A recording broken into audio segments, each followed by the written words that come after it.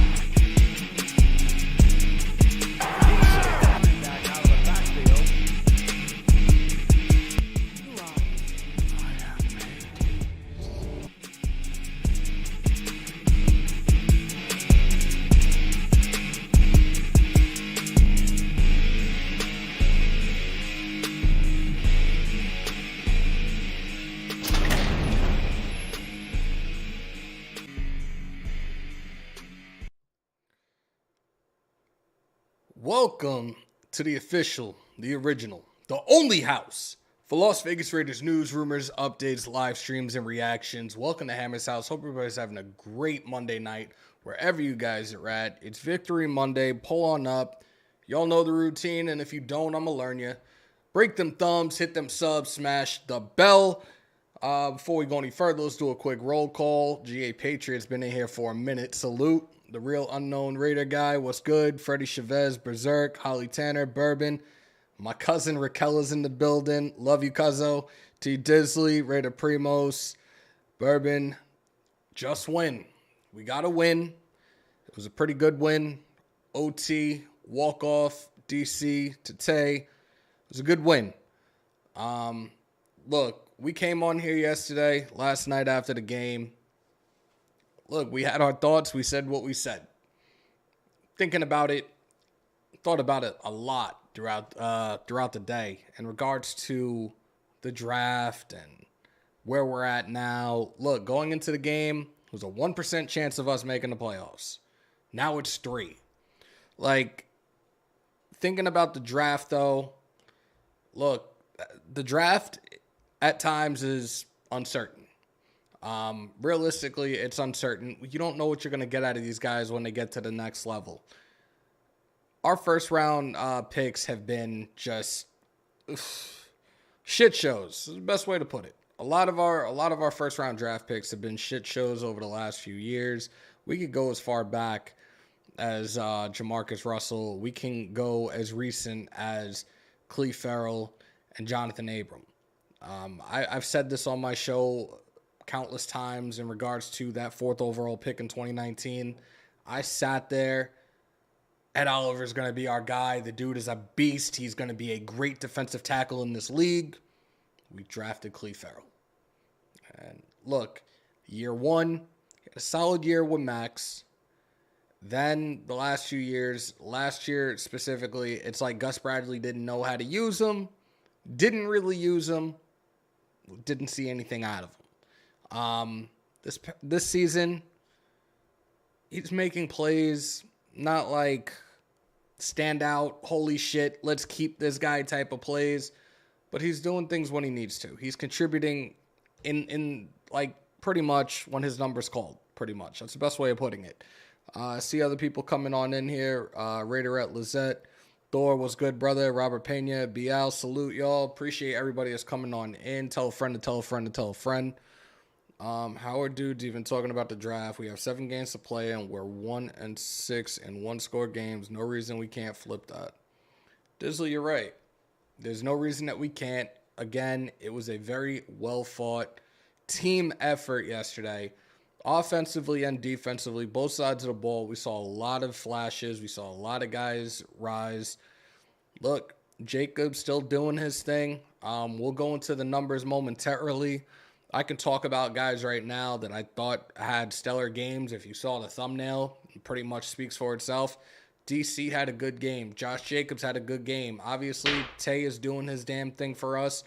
And look, I feel like between him and DC, the chemistry just gets better and better and better. Not like these guys haven't played together before, but that was years ago. But the chemistry with them now in Vegas is just, it seems to get better on a week-by-week basis. We saw Tay being covered again by Patrick Surtain the second. We saw it in the first matchup. Surtain did have him on lock. And I don't know if people remember that or not. Surtain did have Tay on lock majority of the game. DC made some simple adjustments, and Tay was on a tear after that. This game, Tay just had the best day, more or less. Like, I wasn't trying to rhyme. I wasn't doing that purposely.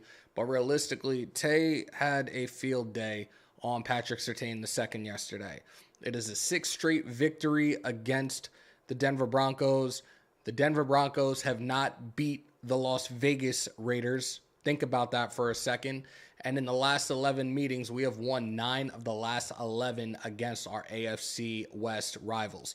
So look, there's a lot to be happy about. Again, it was somewhat of a bittersweet win to a lot of people because people are already looking forward to the draft and who's there, who's not there, who we should get, who we shouldn't get. Look, we've seen teams, whether they'll ever admit it or not, whether it's really true or not, we've seen teams tank, or we've just seen teams consistently bad for years on years on years on years. They get these guys in the first round, and what do? That's why I'm saying at this point, when it comes to people talking about the draft and thinking about the draft, it realistically is a land of uncertainty, especially in the first round. You don't necessarily know what you're going to get when these guys go to the next level. I look at Max and where he was drafted. I look at Hunter Renfrow, where he was drafted. Better yet, and you guys are probably going to kick me off the cliff for this, look at where Tom Brady and where he was drafted.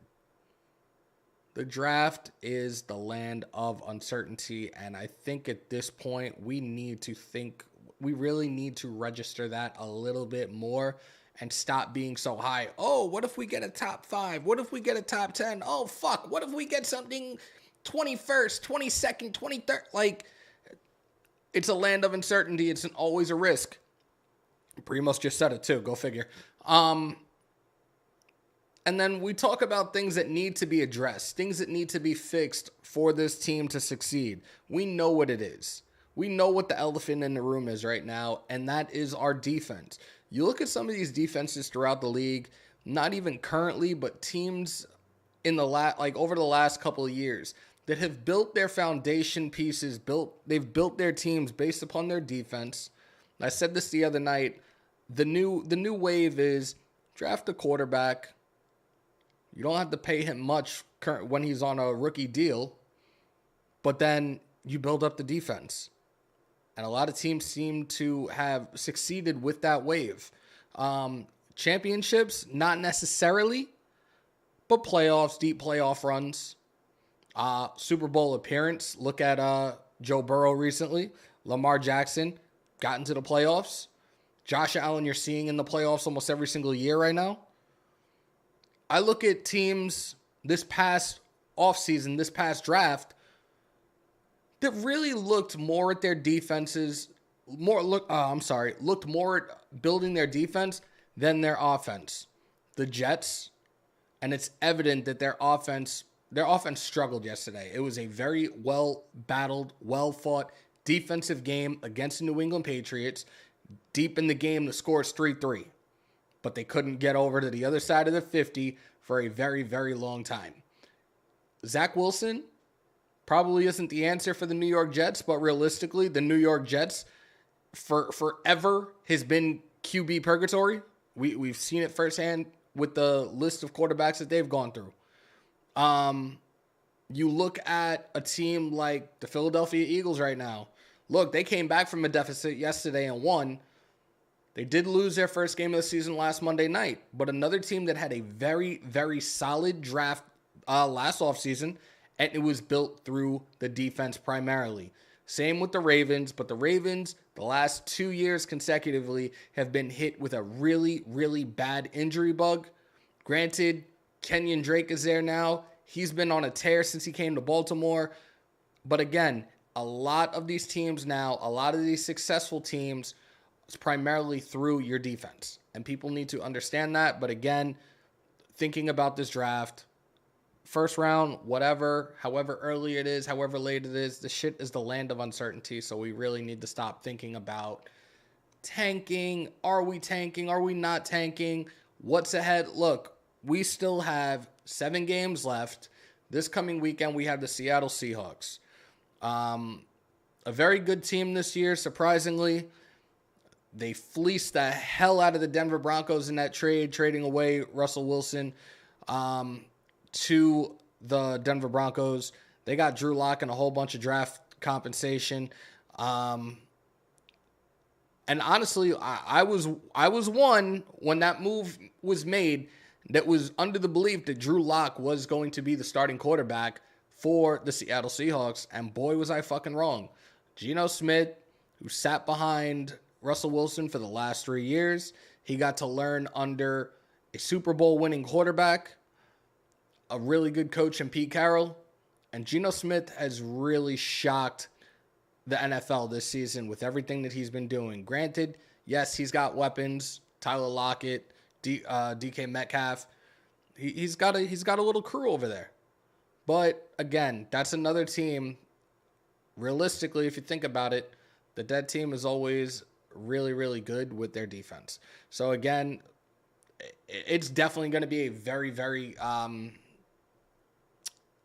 tough game ahead, especially playing up in Seattle at 12th man, and the weather up there is just no joke. I will get into it this coming week. We will do our matchup preview. It might just be pre-recorded because the matchup preview we did last week, we ran through it so quickly, and it was like there ain't shit to talk about after that. So let me see if I'm missing anything. The next draft needs to be all defense. We haven't had a good defensive unit since 2002. Nigerian Prince, you're preaching to the choir, bro. But we also need to think about other pieces that we need. Offensive line, absolutely. Preferably a right tackle.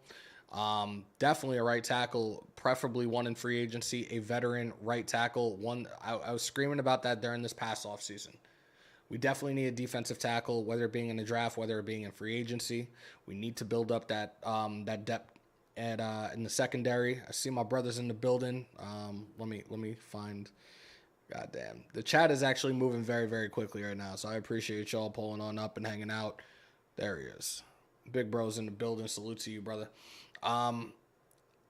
There's a lot of things that need to obviously be fixed at this point. With I know I've said my piece in regards to Josh McDaniels and where I stand. Again, after seeing the game yesterday, we play it out and see what happens. We heard what Devontae Adams and Derek Carr said last Wednesday in their weekly presser, where at this point it really is, and again, I'm probably going to throw up as I say it, trust the process. Ugh. But I think, again, we didn't have a first and second. We did get Tay.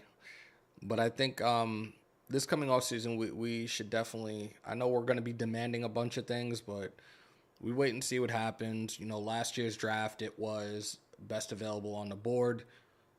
Take things as they go and see what happens. If there's guys that are going to fit, especially for this defense, if we know that these are going to be guys that are going to fit this scheme for the next 3, 4, maybe even 5 years, then sign me up. But again, we take this, at this point, I don't even give a fuck about the offseason. I want to take this 1 week at a time, one game at a time, the rest of the way. I said what I said in regards to our record. I try to be as brutally honest about things, and people can't seem to take that at times. People get in their feelings. People want to take shots. People want to do the bullshit, and it is what it is. But, like, look, there's a whole bunch of other Raider content creators that you guys can go and watch if you don't like what I have to say, but I'm not going to sugarcoat shit. Look, I'm from New York. Like, we don't sugarcoat shit. We're gonna fucking tell you how it is, whether you fucking like it or not. So if it's not for you, if this channel truly isn't for the weak at heart, then go check out some of those other guys. Like, real talk. Draft the Georgia Bulldogs whole damn. If it was only that easy, GA. Shout out to you and appreciate you on the $4.99 super chat, man. I think I did, Tubby. I think saying those three words, it makes me ill. Like, there's another word when it comes to professional sports that makes me very ill as well. I'm not going to say it. I just, when it comes to professional sports, things like that really bother me. And I'm just, look, I don't play for this organization. I love this team, though. Just want to see us win. Just like any other team that I'm a fan of, just like any team I ever played for, I just want to win. Where I grew up, my hometown, winning was a natural thing. Winning was embodied in us growing up. All we did was see our high school go to championships, go to the playoffs. Like, that feeling, the feeling of a loss is just something that just, it's not supposed to be, at least where I'm from. We saw a lot of good yesterday. Things that, it's like, watching that game, I'm sitting there thinking, why couldn't we have done this earlier in the season? Why couldn't our record be 7-3, not 3-7? But again, I guess the chemistry within this team just seems to grow more and more. And realistically, we know there's a lot of these guys, especially a lot of these guys on the defense, that we are not going to see on this team next year. I've thought about Josh Jacobs. I've seen people talking about Josh Jacobs. Look, from my standpoint, and you guys know I'm a huge, huge admirer, fan, supporter of Josh Jacobs. 3 of his first 4 years in the league rushing for 1,000 yards? Come on, man. I want Baby Beast Mode to be here. If we have to franchise tag him, so be it. But I want him here for another couple of years, man. I really, if we have to go the Kirk Cousins route with Josh Jacobs, then please, by all means. But I want this kid here for another 2, maybe 3 years. He's had a very solid season. Again, 3 of his first 4 years in the league, you're rushing for over 1,000 yards. You lead the league currently in first downs. Like, bro. Like, come on. It doesn't get any better than that. Some of the draft picks last year, I'm still questioning. The one I'm most specifically questioning is the draft pick of Zeus in the 4th round. Like, did you really look at it like, okay, we declined him, we're definitely not going to bring him back? And then you played him. Key is in the building. Hi, Key. Then you played him, and I'm talking about Josh Jacobs right now. You played him in the preseason game, in the Hall of Fame game. He fucking went off, and right away the media, oh, is he being traded? This team's interested in him. That team's interested in him. McDaniel's like, no, he's not going anywhere. And then he's almost non-existent for the first few weeks because all of a sudden you steered away from the run game. Then all of a sudden you put the run game back in, and Jacobs is on a tear. Jacobs broke his fucking rushing, his career high in rushing for like 2 consecutive weeks. I really hope this kid gets franchised. I really do. I know it's probably weird for me to call him a kid, but I feel like anybody under the age of 24 to me is still a kid, and I'm not that much older, but it is what it is. I was wondering why the Raiders played Bolden over Zeus this last week. I don't know, and that's the thing. Like, you have this kid here, you have a depth chart deep with running backs. Zeus is out there, and I said this to Docs and Wasted not too long ago. And shout out to my big brothers, Mal Shieldmore. I said this to them. I really am under the belief right now that Zeus isn't ready. And this is no disrespect. This is from what I've seen on the field. But I feel like he truly lacks vision right now as a running back in this league. It's not a knock. It's not an insult. It's what I'm seeing right now. Again, I will critique a guy. If I see something, I'm going to call it out. And when you turn it around, you're going to get your credit where credit's due. But right now, when I see him touch the ball, I swear to God, I get nervous as hell. Because a lot of the times it's been for no gain or a loss. I really think he truly lacks vision right now. All right. Let me get into the box score real quickly, and I'm only talking about us, obviously. Again, we won 22-16, walk-off in OT, DC to Tay. Derek Carr, 23-37, 307 yards. He threw for over 300 yards. I'm pretty sure he hasn't done it in a very, very long time. 2 touchdowns. He was sacked once, so one less than his average. QBR was 75.3 with a rating of 106.5. Jacobs, again, 24 carries, 109 yards, 4.5 on average. His longest was 15. Tay, 7 receptions, 141 yards, 2 touchdowns, including the game-winning touchdown. He was targeted 13 times. His longest was that 36-yard bomb. Defensively, Andrew Billings actually led in tackles with 7 total, 2 solo.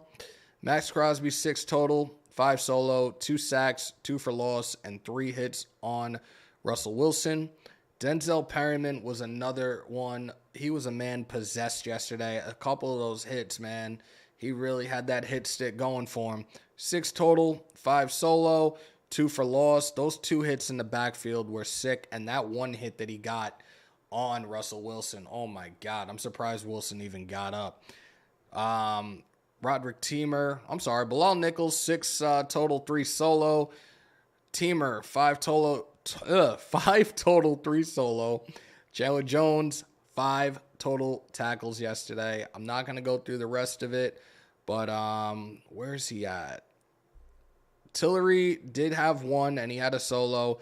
I swore that forced fumble yesterday, they were crediting Max.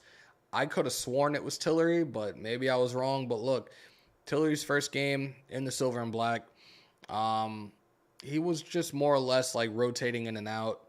I'm still intrigued to see what he can do for us the rest of the way. We shall see. Shout out to Mad Max, by the way, on putting Melvin Gordon on the unemployment line.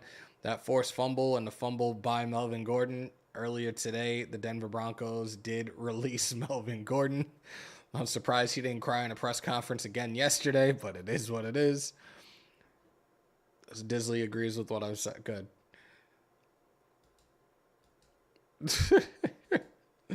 I was in Tahoe, made $50 on our Raiders. Just bet on the game because I'm a diehard fan. Yeah, Jack, I had this conversation during the live yesterday. We had Big Mike. We've been doing a weekly segment Sunday mornings rather, with our pregame show. He comes on, he gives his predictions and his prop bets, and he did say he did hit one bet with Latavius Murray scoring the first touchdown for the Broncos. But I told him one thing I will never do is bet on my teams, at least 2 of my teams. I will not bet on the Raiders. I will not bet on my Mets. The only team I will bet on, because the majority of the time I know I'm going to win money off of it, and no disrespect to my 2 other favorite teams, but with the Warriors, a lot of the times I can hit. So, yeah, surprised Perryman didn't get flagged on that hit. Wild Turkey, I thought the same exact thing when that hit happened. I was like, oh, shit. And I was like, we're good. It was punched. It was Max. He punched it out. Terry looked good. Okay. Yeah, I kept looking at the replay, and I'm like, wait, it was, but it was Max's. And look, he had a solid game. Kittle just destroyed Arizona defense. Oh shit, I don't even remember who oh my God, my pigskin pick 'em. I don't even remember who I chose for the game. I'm hoping I picked San Francisco. I know that's like a sin in here, but look. Yeah, I'm a Golden State fan. I think this coming off season, at least for our Raiders, I might do some games. I might do some live play-by-play of the Golden State Warriors. And I'm still going to, before the season's end, I'm going to do a couple live Raider games, a couple more. I think I did like 2 so far this year. I definitely think I'm going to try for the primetime games, especially since I'm not going to be able to go to LA in December for the Rams game. I'm going to try to do a couple of those games. Shout out to For Life, our Raider story. Shout out to Thor. Shout out to Spicy. Shout out to B. Shout out to Omar. Shout out to the whole crew. I know I probably missed people. I apologize. I'm sorry. Mother Moon. Yeah, I hope I didn't forget anybody else. Appreciate y'all. Raider at For Life. Salute, salute, salute. Look, I actually want to hear from you guys tonight in regards to this win. I want to hear what how you guys are feeling about this win and how you feel about our team as a whole at this point. Again, I know we're 3-7, 7 games left. I'm trying to find the window for this real quickly. All right, we're good.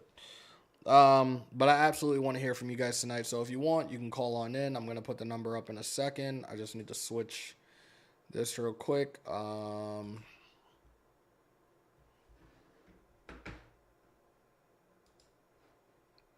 You know I hate the dead air. I apologize, guys. I just need to fix this real quick for you guys. All right. Yeah, we're good. So I'm going to put this up in the chat right now. If you guys want to call on in, sound off. Like I said, I just want to hear what your guys' thoughts are on the game yesterday. Shout out to Jack Kenna on the $5 super. Had to place that bet. All my college boys are Niner fans, forcing them to place bets on those fools. It was crickets on the trade. There you go. Doggies are a big NFL mystery to me. Number 1 defense and not sniffing the playoffs. It's a combination. Bourbon, you know what's funny? I said this during Docs' live. Look, number 1 in defense, number 32 in offense. Every single year, every football analyst, the Broncos are a quarterback away from winning a Super Bowl. Nope. You just got a Super Bowl winning quarterback and Russell Wilson. You guys are still shit in the bed and have the worst offense in the league right now. So miss me with that bullshit. Good luck with the next 7 years that you have in Denver because you're not going to be winning shit. Bank on it. There's the number right there, y'all. Jesse Cardania, salute. JD, I hate all our division opponents, so I'm good with it. Danny, salute. Circus, what's good, brother? The Broncos are an offense away. Yo, I'm telling you, man. I think it's the funniest shit. Every single year we hear it, and it's like, all right, okay. Like, this is how I feel when I hear that every single year by any analyst talking about the Broncos. Like, realistically, you're a fucking idiot. Like, that's how I feel. Love my team, and I'm happy that we win and own the Broncos. However, we still 3-7. Absolutely. And that's... Look, I opened up with what I said in regards to the draft. It's a land of uncertainty. We're 3-7. It should be the other way around. Woulda, coulda, shoulda. Again, I really was happy with what I saw out of our offense yesterday. I was happy with what I saw out of our defense yesterday. I'm just intrigued to see what we can do the rest of the way. I'm not concerned about our draft picks at this point. I really don't care. I just want to see this team fucking succeed. Like, we don't make the playoffs. We don't make the playoffs. Am I going to be happy about that? No. But I'm over it. Where would we be right now with a number 1 overall defense? Who knows? Realistically, who knows? We could have been battling back and forth between it could be between us and the Chiefs right now in the division if that was the case.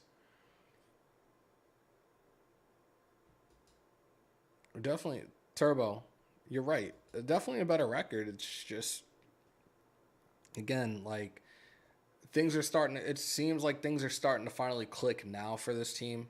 And I know it's too little too late. Again, I said it before, going into the game, we were we had a 1% chance of making the playoffs. We won yesterday, now it's a 3% chance. Tail end of last year was a 5% chance of us getting into the playoffs, but a lot of things from the football gods played roles.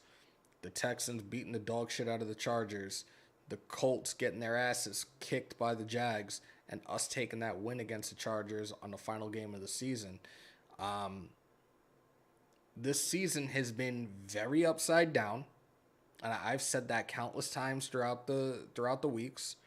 The league has been totally upside down with a lot of these matchups, a lot of these teams winning. Even yesterday, the Lions kicked the shit out of the Giants. The Cowboys dog walked the Minnesota Vikings. But again, the Vikings, I'm sorry, not the Vikings, the Cowboys. The Cowboys are another team that have a very solid defense. Another team that's for years, it's always been about their offensive line.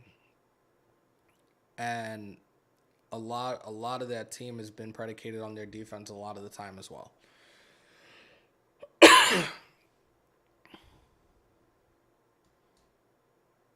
Yeah. I get it. I understand. Bourbon, same here. I won't even do a parlay bet right now. No. Bryant said we beat the Broncos. That does not mean things are coming together. Fake news. It's your opinion. That's cool. Again, we just take this on a week-by-week basis right now and see what happens. That's it. Nate Hobbs, as of right now, should be back. He should be suited up this coming Sunday. He was on the IR for the last 4 weeks. He was off of the IR this past week, but he was not activated for this game. It seems like he will make his return in Seattle this coming Sunday. We will see.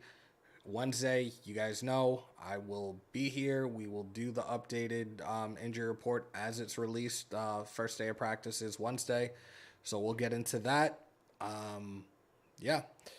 Fucking lost 50 on the Vikings at home and getting points. Fuck you, Vikings. See, there you go. Derek Carr against the number 1 rated defense, 307 yards, 2 touchdowns, no interceptions, 106.5 QBR, game-winning touchdown pass in overtime. There you go, Danny. I mean, to set us up for next year, we're not making playoffs this year. I've missed out on 4 parlays for over a total of $500,000 because of one game every week. Yeah, that's happened to me a few times, and that's kind of another reason I had to pull away. Like last year, I put down, I think it was like a $25 bet to win $40,000, and the Giants. They had the lead, tail end of the game. Falcons got the ball back, drove it down the field, and Young Ho Koo hit the game-winning field goal, and I was out $40,000. So, yeah. Look, I had somebody look at me yesterday after the game. I was down on the shore watching the game with the Jersey Shore Raider Booster Club. And they're like, dude, like, we won. I'm like, I know. Like, it's just, am I happy we won? Yes, I'm happy we won. It just was like, thank God. Like, I would have probably lost my shit there had we fucking lost that game. Gordon getting cut was definitely fucking hilarious. That shit is just priceless. That little crybaby. Like, I wish I had that. I'm going to have to get that sound effect soon. That shit is going to be funny. But we've been on a half hour already. Whatever. I'm going to wrap it up, though, guys. Like I said, I just wanted to talk to you guys about the win. My thoughts in regards to us moving forward and the draft. Like I said, shit is a world of unknowns. We take that when it comes closer. I'm sorry. We will. All season comes, then I'll start more looking and locking in and putting films together on players, doing my research, and think, hey, maybe this guy will fit. This guy could fit. That guy could fit. But until then, week by week basis. Our next opponent is the Seattle Seahawks. Wednesday, we will get into that. We will do the matchup preview. I keep forgetting this is Thanksgiving week. So, yeah, I think Wednesday we'll do the matchup preview.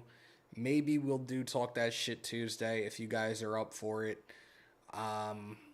Thursday, obviously, is Thanksgiving. I will not be live. At least, yeah, I will not be live on Thursday.